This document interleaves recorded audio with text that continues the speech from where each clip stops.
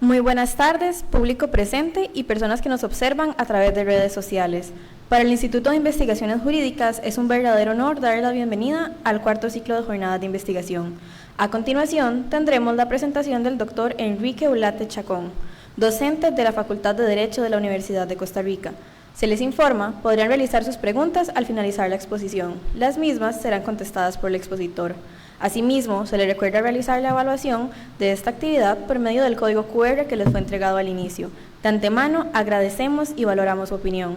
A continuación, tendremos las palabras del doctor Gustavo Chan Mora, director del Instituto de Investigaciones Jurídicas. Muchísimas gracias al público presente y a quienes nos observan por redes sociales, y sobre todo, muchísimas gracias al doctor Enrique Ulate, profesor catedrático de esta Facultad de Derecho y además investigador desde hace vieja data del Instituto de Investigaciones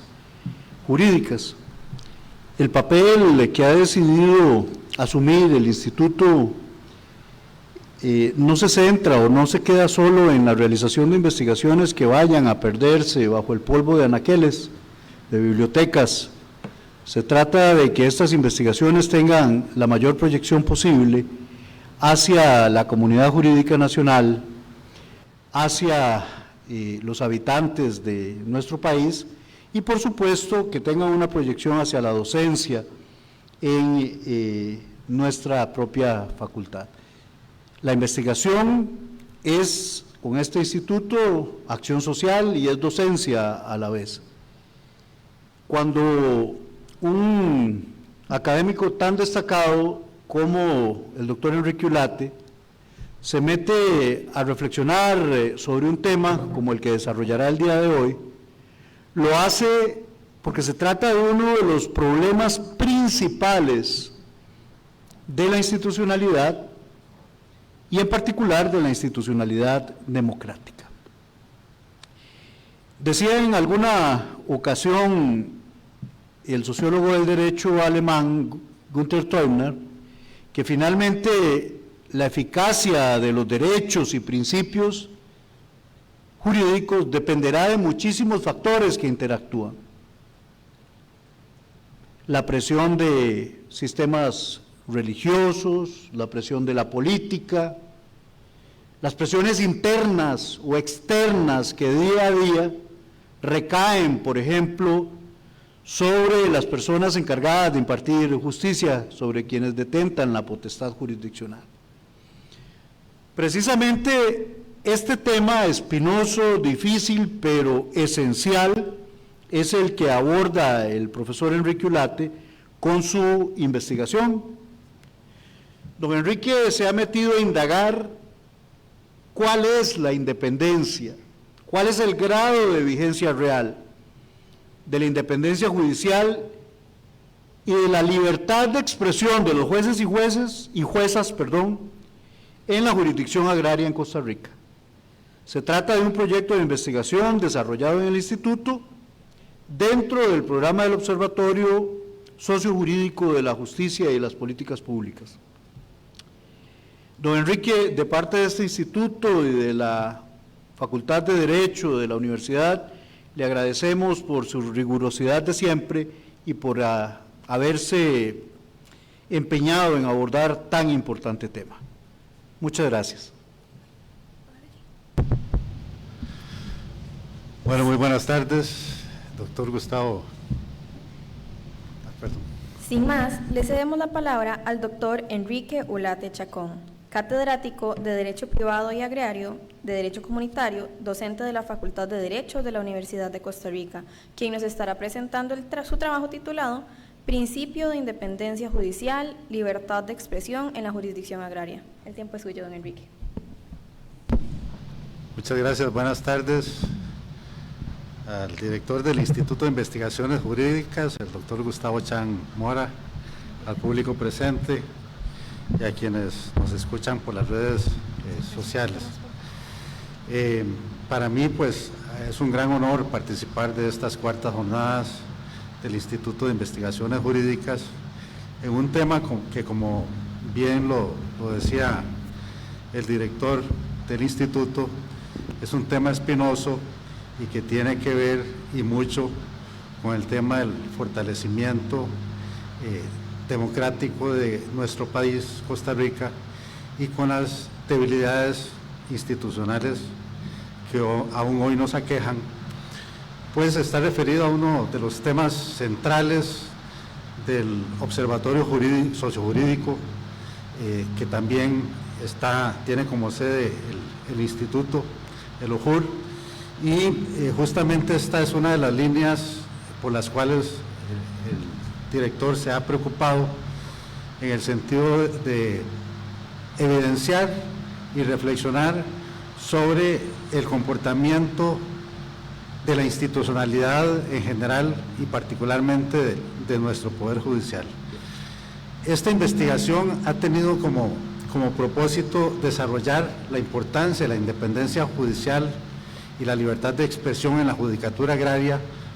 con el fin de identificar algunos riesgos y amenazas, así como oportunidades que podamos tener para mejorar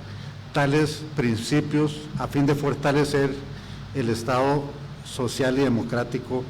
de derecho. Como objetivos específicos nos hemos trazado los siguientes: identificar los espacios de ejercicio de la independencia judicial en la judicatura agraria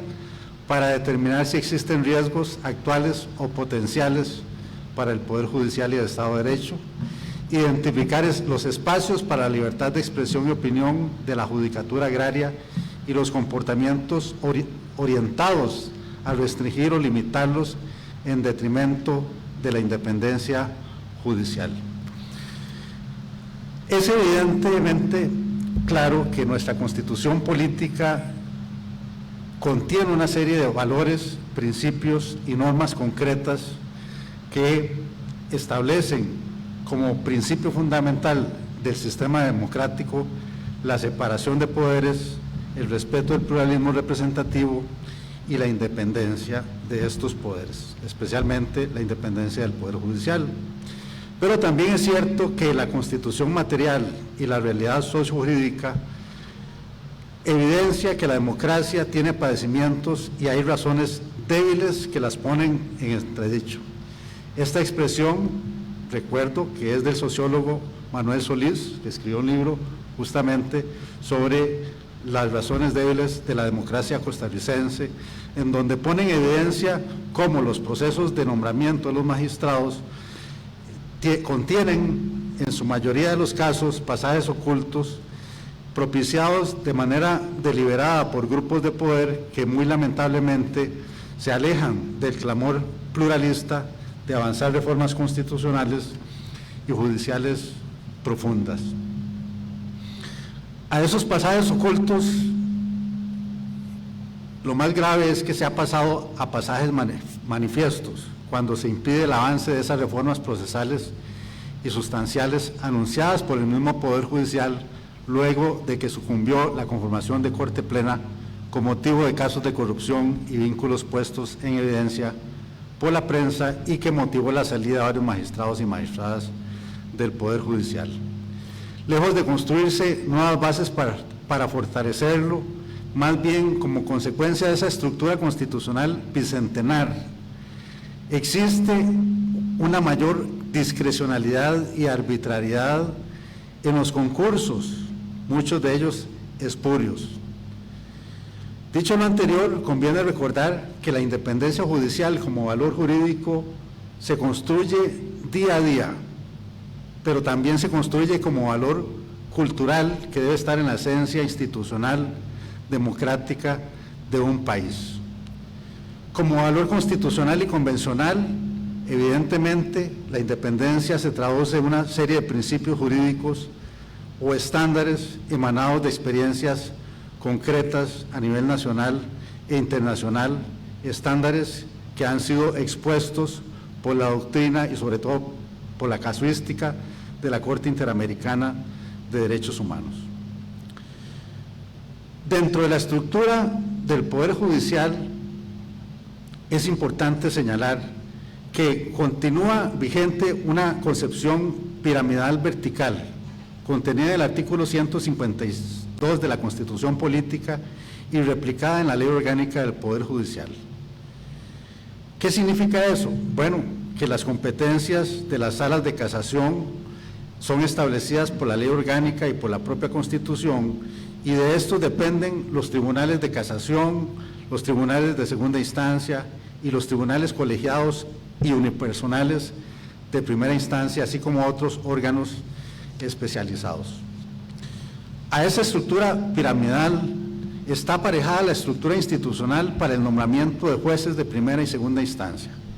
así como para el ejercicio del régimen disciplinario, figurando muchas veces los mismos órganos que designan a dichos jueces y juezas de primera instancia, que son nombrados por el Consejo Superior, y de segunda instancia, que son nombrados por Corte Plena, y los jueces del Tribunal del régimen disciplinario, del Tribunal de la Inspección Judicial, que son también nombrados por Corte Plena. Esa estructura piramidal, verticalizada, y esa distribución o juego de poderes, lo que provoca es una concentración en la cúpula de la Corte Plena, que a juicio de Ibáñez, y esta es muy importante, obedece a una concepción decimonónica caracterizada por el control por vía de ofrecimiento de promociones, ascensos e informes, la discrecionalidad de la inspección judicial, que él la califica absoluta y cuya lógica es la sumisión, la disciplina de los jueces como una manifestación del poder político que debería estar rodeada de todas las garantías procesales, y en la mayoría de los países los jueces son creados para la dependencia. El mismo autor advierte que el ejercicio de un gobierno de los jueces frente a otros contamina a cualquier jurisdicción. Y efectivamente, es que la independencia externa protege o debería proteger al Poder Judicial frente a posibles interferencias invasivas de otros órganos de poder, de las interferencias en la magistratura, las cuales sin duda alguna pueden comenzar desde el momento mismo del nombramiento de los magistrados o magistradas por la Asamblea Legislativa, si no se garantizan procesos transparentes en la designación de los mismos. Las componendas o compromisos políticos o económicos indudablemente atan la toma de decisiones independientes e imparciales, lo que no es deseable en general para el Poder Judicial y mucho menos para la Administración de Justicia. Como derecho de ver en la expresión de la ciudadanía, bueno, se dice, y el mismo perfecto Andrés Ibáñez lo indica, que los valores de la jurisdicción hoy están o deberían de estar en la calle, en la sociedad civil. Por ejemplo, en nuestro país se ha creado un panel independiente por la justicia, que ha venido realizando evaluaciones periódicas con expertos externos del procedimiento de los concursos y de los atestados de los candidatos a la magistratura. Estos criterios tienen un valor objetivo, sin embargo no son considerados al momento de la designación de magistrados y magistradas. Es importante en este punto recordar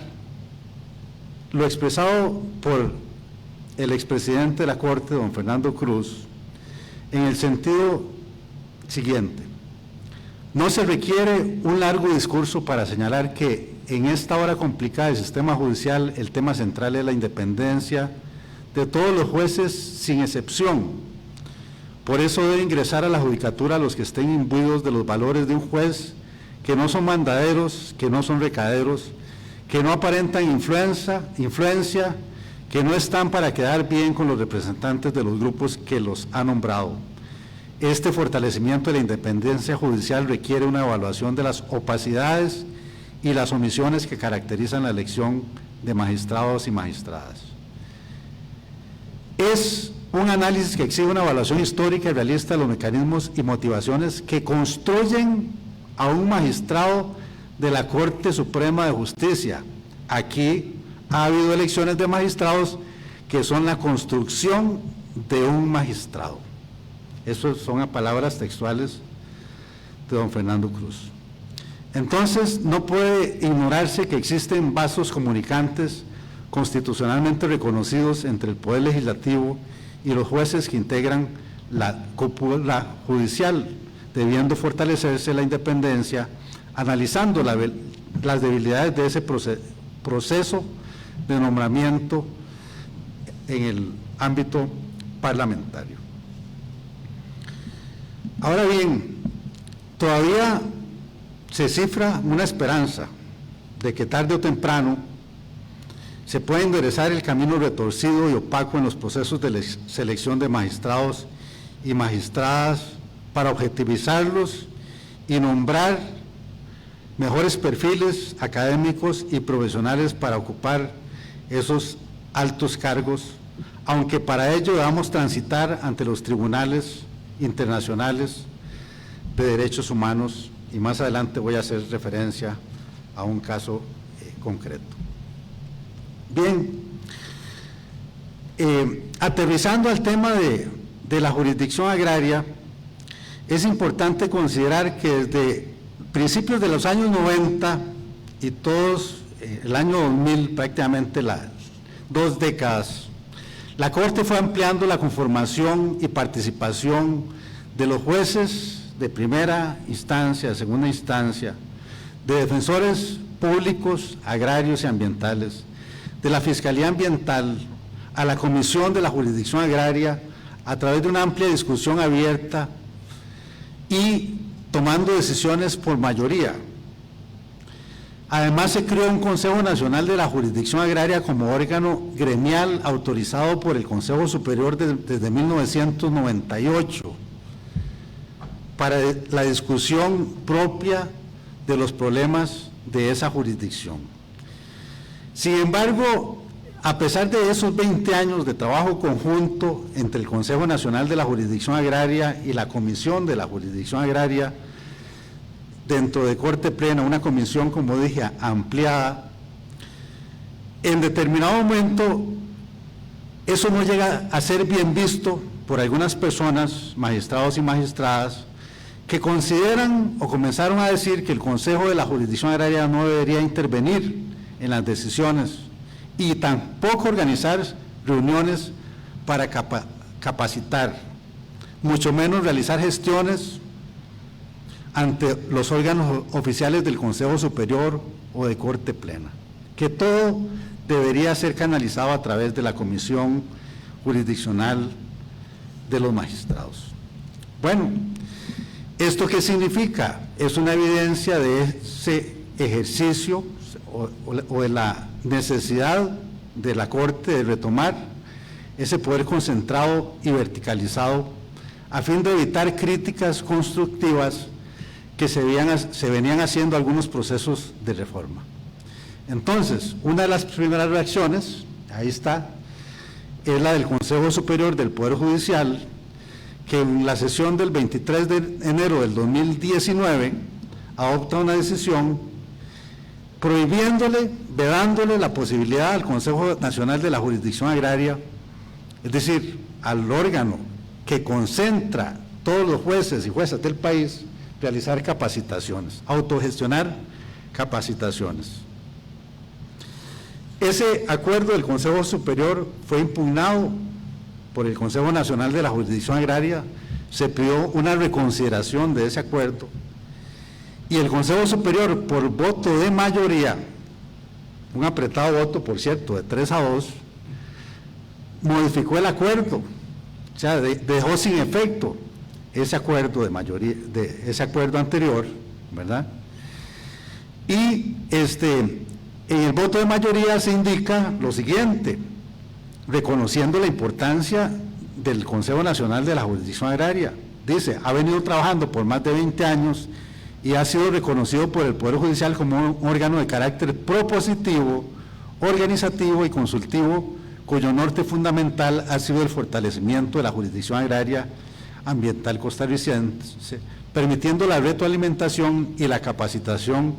en diversos temas de carácter técnico. Entonces, ese voto de mayoría del Consejo Superior reafirmó la autonomía e independencia de esta función de este Consejo Nacional de la Jurisdicción Agraria indicando que además ha sido provechosa su función y estima oportuno mantenerlo independiente a la institución. Bueno, también hubo un voto de minoría de 2 personas que argumentó en contra de su funcionalidad al considerar que debe existir una organización y estructura jerárquica que garantice el buen manejo de recursos, defendiendo que la instancia oficial es la Comisión de la Jurisdicción Agraria, creada en el año 2006, como único ente de enlace de la materia con Corte Plena. De manera tal que vean ustedes cómo se vuelve a ese cordón umbilical vertical para dejar por fuera la participación, de alguna manera, del Consejo de la Jurisdicción Agraria en la toma de decisiones. Pero bueno, lo importante es que el Consejo Superior rectificó, aunque fuera por un voto de mayoría, la derogatoria de esa posibilidad del Consejo de la Jurisdicción Agraria. Pero hay otro caso, que es el segundo caso de estudio que nos abocó a esta investigación, que es cuando se comienzan a establecer algunas objeciones y críticas a la entrada en vigencia del Código Procesal Agrario por la falta de presupuesto, pero sobre todo por las deficiencias estructurales que contiene el sí mismo el Código. Eso generó una reacción muy fuerte en Corte Plena. El Consejo Nacional de la Jurisdicción Agraria presentó un documento extenso de unas 20 páginas, haciendo ver estas debilidades presupuestarias y estructurales del Código, y en Corte Plena lo que se decidió, lo que se acordó por mayoría, fue aprobar un informe que se había presentado de que todo el proceso de implementación del Código estaba bien hecho, pero además de eso, en el acuerdo del 27 de enero del 2020, se acordó por mayoría realizar una publicación de prensa aclarando que todo estaba bien, es decir, sobre las bondades del cumplimiento del proyecto de implementación del Código Procesal Agrario, y además Corte Plena ordena el inicio de causas disciplinarias para las personas que pudieran o que venían haciendo publicaciones o que pudieran hacer publicaciones críticas con respecto al proceso de implementación del Código. Bueno, el Consejo Nacional de la Jurisdicción Agraria nuevamente, con el apoyo de las otras asociaciones gremiales, de la asociación de la COJUT y del Sindicato de la Judicatura, solicita una reconsideración de ese acuerdo de Corte Plena. Sin embargo, el 4 de mayo del 2020, Corte Plena rechazó esa reconsideración y no se dijo nada en el acuerdo de Corte sobre los aspectos que se estaban echando de menos en el proceso de implementación del Código, y sobre todo los riesgos que evidenciaban que la entrada en vigencia de ese Código, así como estaba, sin presupuesto y sin una reforma profunda en cuanto a las competencias y en cuanto a la nueva estructura que contiene el Código, podía causar una paralización y una saturación inmediata de la jurisdicción agraria. Bueno, ¿qué ocurrió después con las comisiones? Y esto fue generalizado no solo para la jurisdicción agraria. Se solicitan un informe de auditoría a lo interno de Corte Plena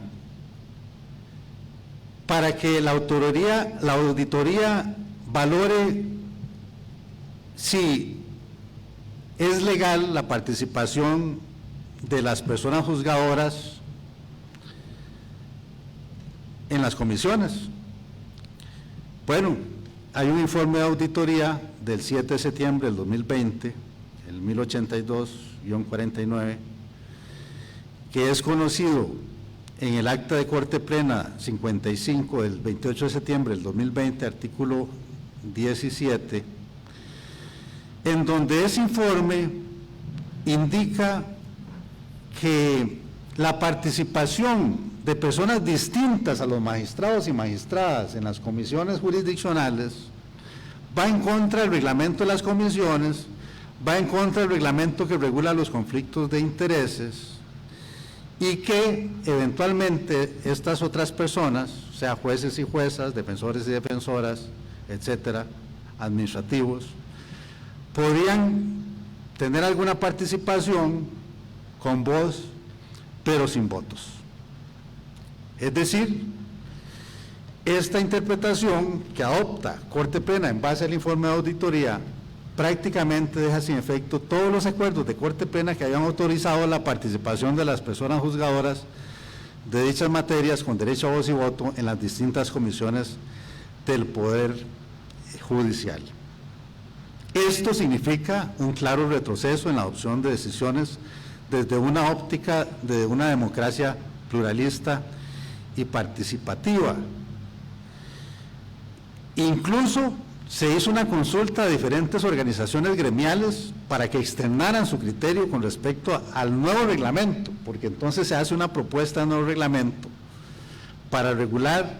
en qué condiciones participan los administrativos y las personas juzgadoras y juzgadores, los defensores públicos, en qué condiciones tendrían participación en esas comisiones jurisdiccionales. Bueno, se arma también un nuevo debate a lo interno de Corte Plena. Esta propuesta del reglamento de comisiones es discutida el 14 de febrero del 2022 en los artículos 15 y 16, sesión de Corte Plena del 6 del 2022, y conoce la versión final de la reforma de ese reglamento que fue aprobado. La verdad es que no queda clara la posibilidad de que intervengan personas juzgadoras y qué tipo de participación, porque se habla de la participación de titulares subordinados, pero puede hacerse referencia al órgano sin necesidad de decir cuál es la persona que va a participar. Entonces, queda a total discreción de Corte admitirlos y se limita la participación de otras personas y la participación gremial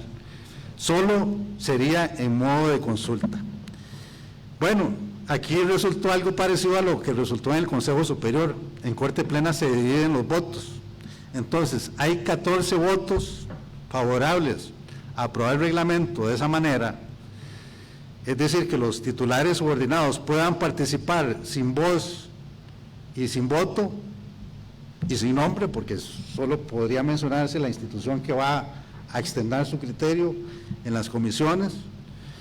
Y hay un voto de minoría de Corte Plena, creo que de 6 magistrados, en donde ellos sí estaban de acuerdo con la participación con voz y con voto. Pero bueno, esto evidencia sin duda alguna que se provoca un claro retroceso en la adopción de decisiones y en la participación de jueces y juezas en las comisiones jurisdiccionales, que vuelven nuevamente a concentrar ese poder de decisión de los magistrados y magistradas. Bueno, otro caso ejemplificante de estas situaciones, que ya lo señalé, pero voy a puntualizarlo, es lo relativo a la discusión sobre la vacancia legislativa del Código Procesal Agrario. Bueno, al principio se decía que el Código no necesitaba presupuesto y no necesitaba reformas sustanciales. Entonces, se gestiona una vacancia, o sea, el Consejo Nacional de la Jurisdicción Agraria tuvo que hacer una gran gestión, no solo en Corte, sino sobre todo en la Asamblea Legislativa, para que se lograra aprobar la primera vacancia legislativa de 2 años.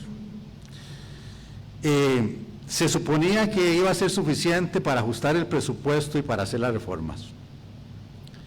Recordemos que el Código Procesal Agrario fue aprobado en el año 2018 y bueno, se aprobó una vacancia de 2 años, y bueno, en estas discusiones resulta ser que el Consejo Superior del Poder Judicial, el 29 de abril del 2022, indicó que con respecto a la ejecución presupuestaria era necesario compartir una plaza de gestora del proceso de implementación del Código Procesal Agrario con otra plaza gestora del proceso de implementación del Código Procesal de Familia y otros procesos de implementación. Recursos para crear plazas nuevas de jueces y juezas, no hay. Entonces, se plantea a nivel de Consejo Superior de Corte Plena la necesidad de presupuesto y de una nueva comisión revisora. Viene una nueva vacancia legislativa, otra vez una gran discusión del Consejo Nacional de la Jurisdicción Agraria en Corte Plena y en la Asamblea Legislativa. ¿Qué pasa? Que las solicitudes que traslada el Consejo Nacional de la Jurisdicción al Consejo Superior o a Corte Plena se devuelven a las comisiones jurisdiccionales para que sean conocidas por la comisión jurisdiccional. Entonces la comisión, aquí en este caso, de la última vacancia legislativa, solicitamos que fuera por 3 años, sin embargo la comisión de la jurisdicción agraria, al rendir el informe, dice, bueno, no pueden ser 3 años, que sean 2 años, plazo que consideran suficientes para hacer los ajustes de reformas. Bueno, ya estamos en el 2023 y nos quedan prácticamente 2 años para hacer reformas profundas al Código Procesal Agrario y 2 años en donde no se visualiza la posibilidad de presupuesto para hacer frente a esa reforma legislativa. Hasta la fecha, pese a que aparentemente haya sido creada esta comisión revisora, que ahora no se llama Comisión Revisora del Código Procesal Agrario, sino Comisión de Mejoras del Código Procesal Agrario, no tenemos conocimiento de que esa comisión haya sido convocada una vez, al menos, para aprobar las reformas necesarias al Código Procesal Agrario. Sí se han hecho, debo decirlo con claridad, se hicieron 2 talleres que tratamos de impulsar desde la Comisión Nacional de la Jurisdicción Agraria y desde el Tribunal Agrario, con Corte, sobre todo con el magistrado Luis Guillermo Rivas, que nos apoyó en esos talleres en el Colegio de Abogados para plantear a través del Departamento de Planificación y de la implementadora del Código esas reformas necesarias, y se han contabilizado 94 reformas necesarias al Código Procesal Agrario sin haber entrado en vigencia, porque se trastoca la estructura. O sea, aun cuando los informes anteriores decían que el Código Procesal Agrario no afectaba o no modificaba la estructura de la jurisdicción agraria, lo cierto es que sí la modificó y crea, por ejemplo, en el Código se crean plazas de jueces de ejecución, plazas de jueces conciliadores, se establece la necesidad de ampliar el Tribunal Agrario en varias secciones más, se amplían significativamente las competencias a otros temas como ambientales o cobratorios, y eso, si entrara en vigencia dentro de 2 años, efectivamente colapsaría a la jurisdicción agraria. Bueno, y para concluir esta última parte, es importante hacer mención al proceso de nombramiento de los magistrados en la Sala Primera de Casación. Bueno, y esto pues obviamente se extiende a todos los procesos de nombramientos. En el expediente 21.117, es un caso concreto, el caso de la plaza vacante de la magistrada Carmen María Escoto. Se modificaron, como siempre generalmente lo hace, la Asamblea Legislativa modifican los requisitos, agregan unos más, quitan unos menos, aumentan el margen de discrecionalidad de las entrevistas a un 40% e incluyen, por ejemplo, una declaración jurada para indicar la pertenencia o afiliación a partidos políticos de los candidatos a magistrados y magistradas. Bueno, en ese concurso, en el cual su servidor participa, por lo menos la mitad de los candidatos y candidatas les faltaban unos más requisitos. Sin embargo, solo a mí se me excluyó de ese concurso ad portas, sin calificar los atestados. Bueno, esto dio origen a un recurso de amparo del expediente de 19-12.646 por violaciones a la igualdad de acceso a cargos públicos, entre otras, por trato desigual y discriminatorio y por violación a los artículos 33, 41 y 156 de la Constitución Política. La Sala rechazó el recurso de amparo en base a otros antecedentes. Sin embargo, un voto de minoría de 2 magistrados de la Sala Constitucional, un magistrado y una magistrada, opta por dar curso al amparo por el tema del trato desigual en la exclusión del concurso. Bueno, ¿qué pasa con este antecedente? Se cierra la vía interna recursiva y entonces nos abre la posibilidad de acudir ante la Comisión Interamericana de Derechos Humanos para plantear una petición. Esa petición fue planteada en agosto del año 2019 ante la Comisión Interamericana de Derechos Humanos. La comisión hace un proceso de análisis, de estudio previo a la admisibilidad y el año pasado le da curso, digamos, al conocimiento de la petición y le notifica al Estado costarricense la demanda. El Estado costarricense tenía 3 meses para contestar y en esa fase previa de estudio del caso ante la Corte Interamericana de Derechos Humanos se apersona la CEGIL, ¿verdad?, el Centro de Estudios para la Justicia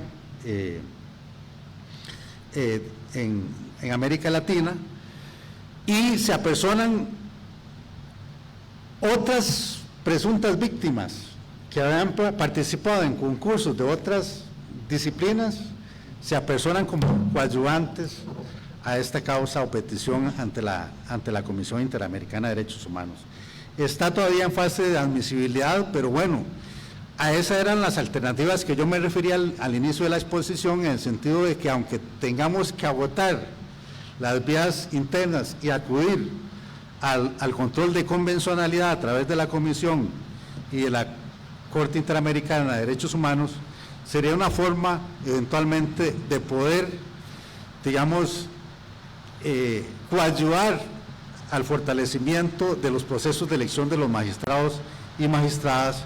para que se cumplan esos estándares que ya ha caracterizado la jurisprudencia de la Corte Interamericana de Derechos Humanos.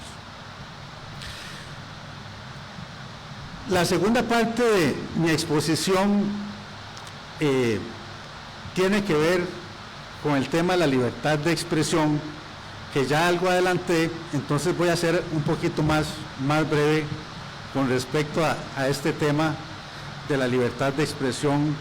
en lo que se refiere a la judicatura. Y es que en el tema de la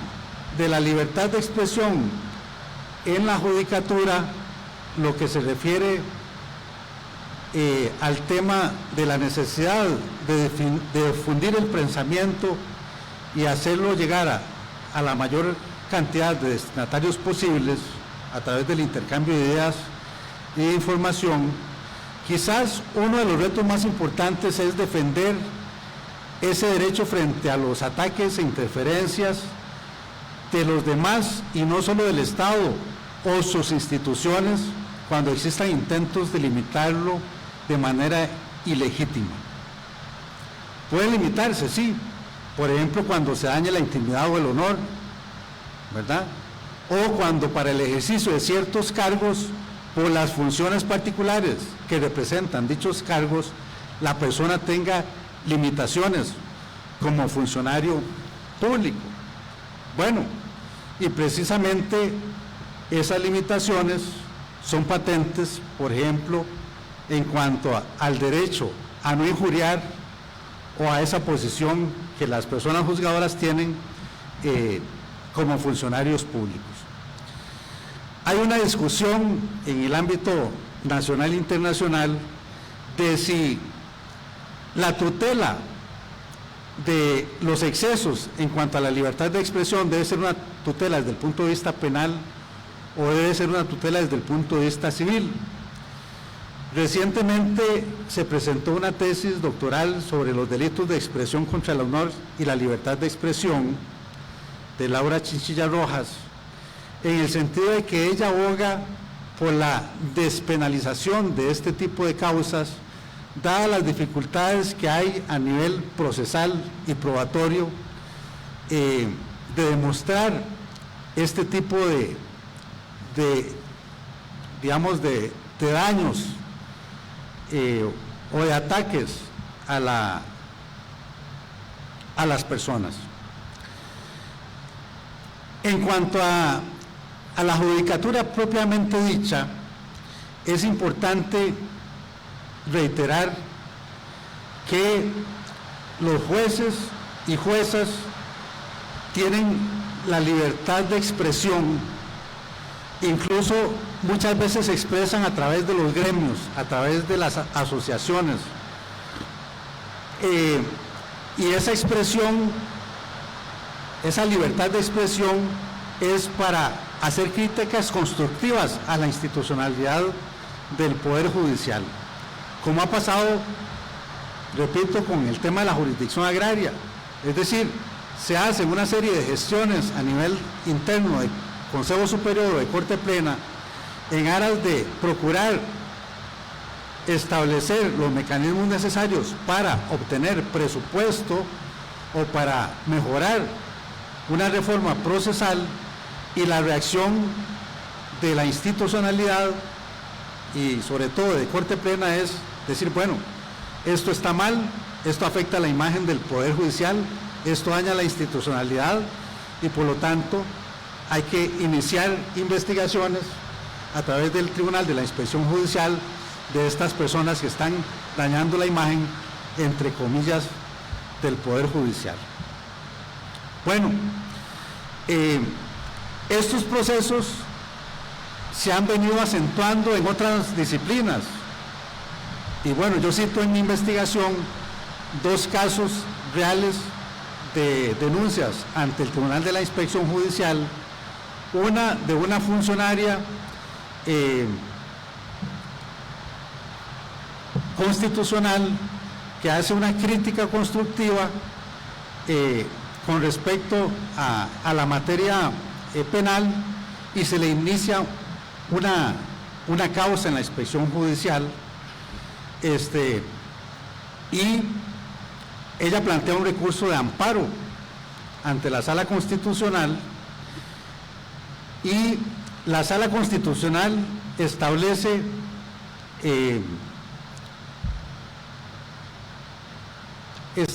que sí es amparable ante ese tribunal este tipo de procedimientos disciplinarios iniciados por el ejercicio de la libertad de expresión de una funcionaria judicial. Entonces acoge el recurso de amparo y tutela a la funcionaria judicial. Voy a ver si tengo el dato concreto de la Sala Constitucional, porque es una sentencia reciente, interesante, que de alguna manera limita entonces la posibilidad de que el Tribunal de la Inspección Judicial inicie este tipo de procedimientos disciplinarios solo porque un magistrado o magistrada así lo solicitan.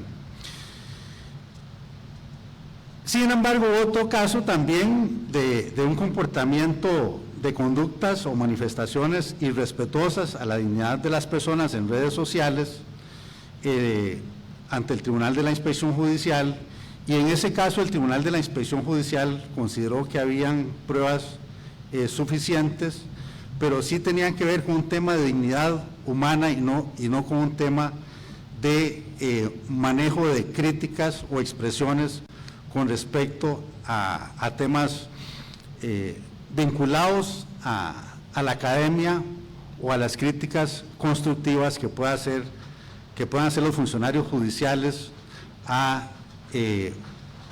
decisiones del Poder Judicial. Ya para ir terminando, algo importante es que la organización jurisdiccional permite también que los gremios, a través del asociacionismo judicial, puedan participar desde el punto de vista de la organización y de la construcción de políticas institucionales. Ahora bien, ¿qué es lo que pasa? Que a veces estos gremios se ven también de alguna manera afectados por las decisiones, por este tipo de decisiones que he mencionado de corte plena, en el sentido de que amenazan la libertad de expresión de los jueces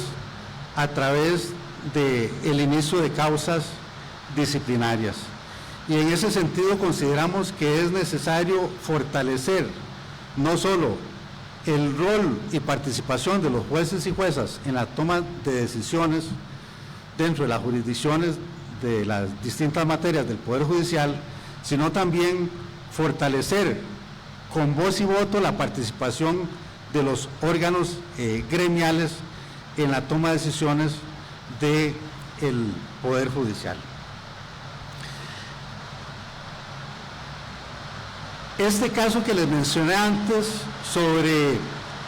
el ejercicio crítico y digamos desde el punto de vista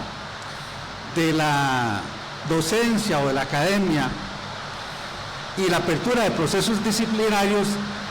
es lo que en la doctrina se ha llamado ultraactividad disciplinaria para el control de la judicatura. Y esa ultraactividad es evidente en los últimos años. Hay que recordar que hay un antecedente de la Corte Interamericana de Derechos Humanos, el famoso caso Urrutia versus Chile, donde un juez es perseguido por un artículo académico, a tal punto de que le iniciaron varias causas disciplinarias y tuvo que exiliarse del país, y ese caso fue ganado por él en la Corte Interamericana de Derechos Humanos. Bueno, ese antecedente más esta sentencia de la Sala Constitucional, que es la sentencia 9855 del 2022, nos deben llamar la atención. Esta sentencia del año 2022 indica claramente que la apertura de este tipo de causas disciplinarias, y cito expresamente, textualmente la Sala Constitucional, se constituye un instrumento intimidante para la amparada y de esa forma impide que exprese lo que piensa sobre el desempeño una alta funcionaria del Poder Judicial, siendo mayores las restricciones a la libertad de expresión que los beneficios de la medida. Además agrega esa sentencia, y esto es importantísimo, comillas, es importante indicar que los límites entre la potestad disciplinaria y la libertad de expresión de los funcionarios judiciales debe analizarse caso por caso. En el asunto que nos ocupa, contrastado el traslado de cargos versus el artículo de opinión, materialmente se observa que el procedimiento disciplinario constituye claramente una sanción por la opinión emitida fungiendo a modo de mordaza. Cierro comillas. Con eso, pues, hacemos la consideración conclusiva, donde evidenciamos que indudablemente en los últimos 5 años han habido decisiones, tanto del Consejo Superior como de Corte Plena, que han debilitado la independencia y participación de los jueces y juezas dentro de las decisiones que puedan reorientar un adecuado manejo de la jurisdicción agraria y una adecuada implementación de las reformas necesarias para mejorar la justicia agraria en nuestro país. Y por otro lado, se nota que esa actividad disciplinaria de aperturar causas o plantear quejas a través de ciertos órganos internos del Poder Judicial para de alguna manera desmotivar a los jueces y juezas para que sigan haciendo este tipo de críticas constructivas, como lo dice la Sala Constitucional, constituye una mordaza clara a la libertad de expresión de los jueces y juezas, libertad de expresión que es tutelada a nivel convencional por la Corte Interamericana de Derechos Humanos, a la cual tuvimos que recurrir para hacer valer estos derechos fundamentales en aras de consolidar una mejor democracia en nuestro país. Muchas gracias. Muchas gracias al profesor Enrique Ulate por su aguda reflexión en un tema tan importante. Hay que destacar para quienes nos acompañan y quienes nos ven por redes que justamente don Enrique ha tenido él en persona que recurrir a instancias nacionales y probablemente lo hará de ser necesario, a instancias internacionales para la defensa de la libertad de expresión en su calidad de ser humano y de funcionario judicial, de juez de la República. Enrique, a mí me queda una pregunta fundamental en relación con este tema sobre la que me encantaría que pudiera hacer una reflexión final. Siempre que yo leo en una resolución de un tribunal constitucional que dice que la tutela de los derechos fundamentales de X o Y población dependerá del análisis del caso concreto, pues siento cierta molestia porque eso es una obviedad, ¿no? Es imposible que un tribunal constitucional entre a conocer un tema de derechos fundamentales si no es haciéndolo en el caso concreto, ¿no? Y siento la molestia porque a la vez que se afirma eso, es sabido, ¿no?, que hay, Enrique, garantías conceptuales para la interpretación y restricción de los derechos fundamentales. Y básicamente las conocemos: la reserva de ley, la proporcionalidad en sus 3 subprincipios derivados y el contenido esencial, ¿no? Pues obviamente hay que entrar a hacer un análisis en las resoluciones, en la jurisprudencia,